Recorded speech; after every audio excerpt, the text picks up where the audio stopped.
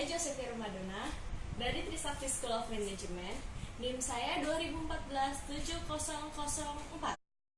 Kali ini saya akan membahas tentang Communication and komputer komunikasi, yaitu menggambarkan sebuah di mana dua atau lebih komputer atau perangkat melakukan transfer data, instruksi, dan informasi.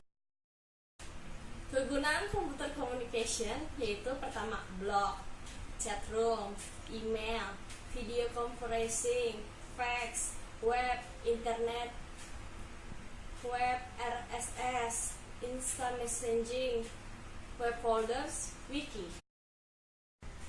User dapat mengirim dan menerima pesan dengan messaging wireless. Ada beberapa cara untuk mengirim dan menerima pesan. Yang pertama, text messaging, yaitu pengguna mengirim dan menerima pesan teks pendek pada telepon. Yang kedua, video messaging, yaitu pengguna kayak kita video callan gitu deh. Terus yang ketiga ada picture messaging, yaitu kita mengirim suatu informasi pesan dengan media kayak foto-foto gitu. Ada yang tahu cyber cafe nggak?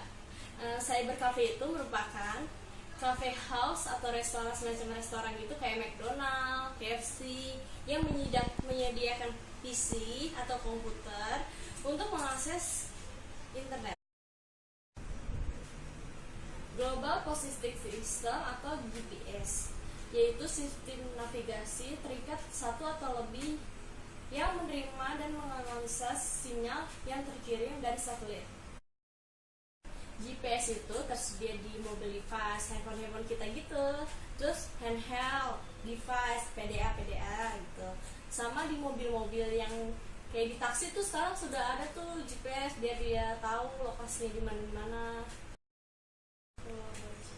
Ada yang tahu collaboration software nggak? Itu tuh collaboration software, alat bantu yang digunakan pada Indonesia biasanya tuh di perusahaan-perusahaan untuk berbagi dokumen melalui online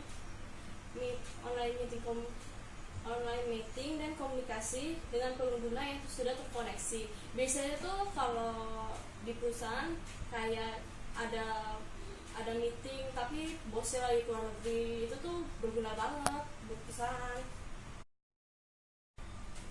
Jaringan adalah kumpulan komputer dan perangkat yang terhubung dengan perangkat komunikasi dan data transmisi.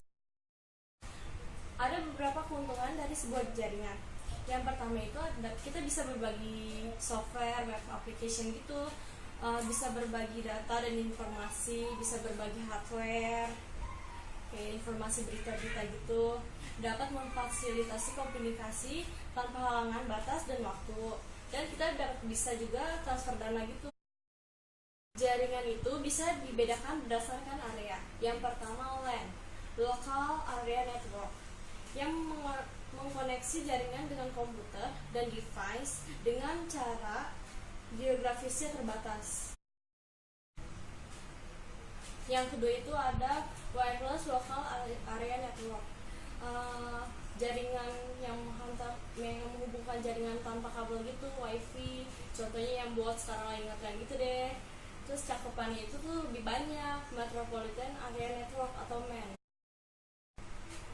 Yang ketiga ada WAN, Wide Area Network, jaringan yang mengcover area geografis yang lebih besar, yaitu antar negara. Biasanya perusahaan yang memakai gitu, biasanya kan kayak suatu perusahaan ada koneksi ke perusahaan yang di luar negara gitu.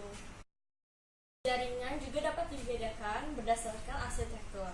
Yang pertama ada Client Service Network, yaitu ada komputer yang dianut atau client dan komputer yang mengatur atau server. Yang kedua ada peer-to-peer network, levelnya itu sederajat, nggak ada yang diatur dan tidak ada yang mengatur. Dapat berbagi hard disk tanpa menggunakan internet. Tetapi dua komputer itu terkoneksi, jadi menggunakan kabel gitu. Yang ketiga ada tipologi jaringan, letak atau layout komputer dan device di dalam suatu jaringan berkomunikasi, jadi saling berhubungan gitu.